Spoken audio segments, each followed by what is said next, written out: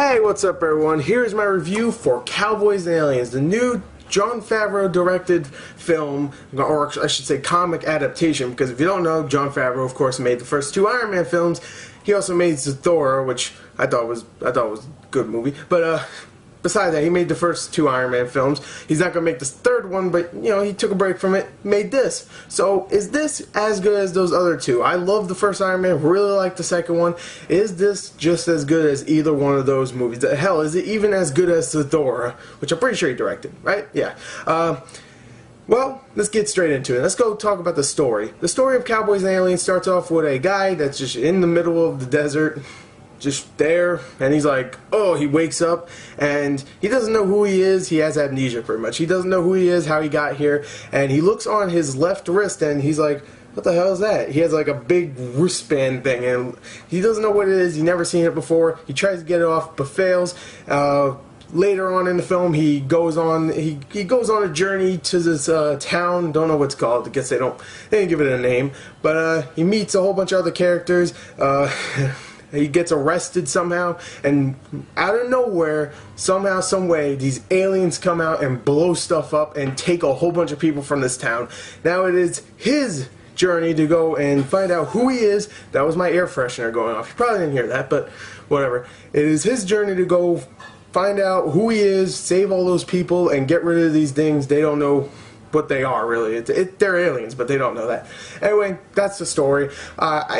I really like the characters in this film. You have other characters like Harrison Ford's character, who's the rough, gruff, kind of like military kind of guy. You have Olivia Wilde, who plays the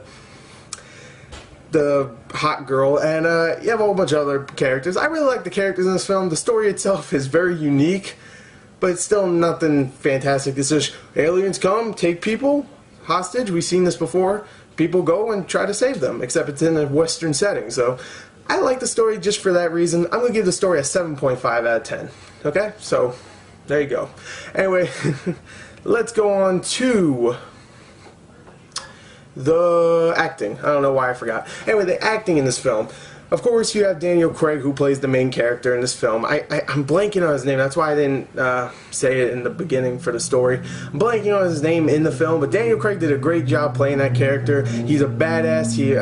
The little parts where he does something humorous or something was definitely worked, because usually you don't see Daniel Craig as the guy that does humor or something. There's really like just 3 scenes where he says something humorous, and you know, it was kind of funny. He's a badass. He definitely is, and he definitely fits the part. Harrison Ford plays Harrison Ford. That means he's awesome.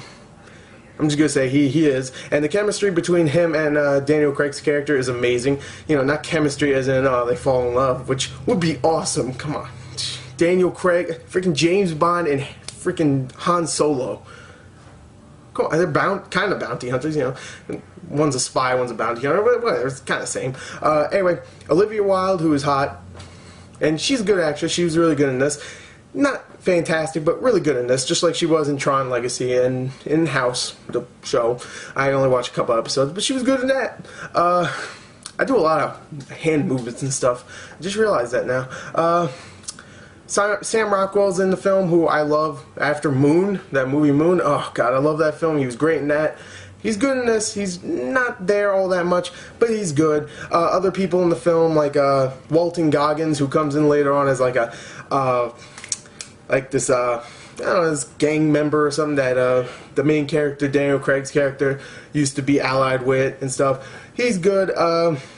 Clancy Brown plays like a posture or not a priest. Let's say like kind of like a priestess kind of not priestess, like a priest kind of guy for the town. He's really good. Overall, I really like the acting. If I had to say one thing that's bad about it, there's this one child actor that I really do not like, and mainly because he played Aang or Aang, whatever they have, however you say his name from The Last Airbender last year. Noah Ringer, that's his name. He's pretty bad in this film. He was bad in that movie, but he's pretty bad here too. But, you know, he's a child actor, so maybe he'll improve later on. You know, not every child actor has to be great. So, acting, I'm going to give it an 8 out of 10. Let's talk about that, special effects and the action. Now, special effects and the action. Let's talk about the special effects first. Special effects in this film are definitely not the greatest this year, but I will say for like $150–60 million budget, they're pretty damn good, I would say. Sometimes it didn't really show like that $150–60 million budget. That means it's almost as much as something like Transformers, which I definitely do not see. But there is a lot of scenes where it does look really good. Some of the alien designs are really cool and kind of inventive. Some of the just little action scenes that don't really have special effects look really good anyway. So I like the special effects. I thought they were really good. The action.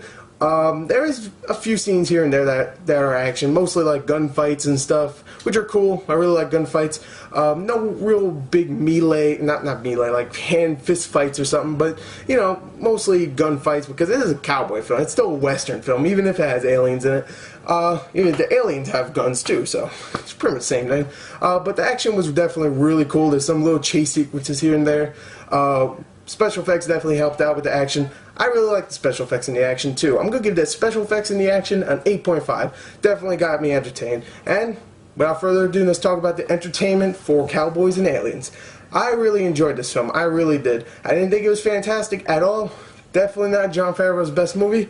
Better than Thor, almost as good as Iron Man 2. I really did enjoy this film. Thought the acting for the most part was really good. The story was inventive. The action and special effects were really good. So overall, I'm going to give the entertainment an 8.5 out of 10. And if you combine all those scores, a 7.5, an 8, an 8.5, and an 8.5, you get a... We'll do the math right here, watch. 32.5. So there you go, there it is, 32.5 out of a 40. That, I guess, rounds out, if you want to do it a 10 out of a 10, it would probably be around an 8.1 or something. But for my review score, it is a 32.5 out of a 40. So anyway, there you go, there's my review. I think it is definitely some good, solid entertainment. Not an amazing movie, definitely not, but still a lot of fun. There you go, there's my review. Thank you, and goodbye.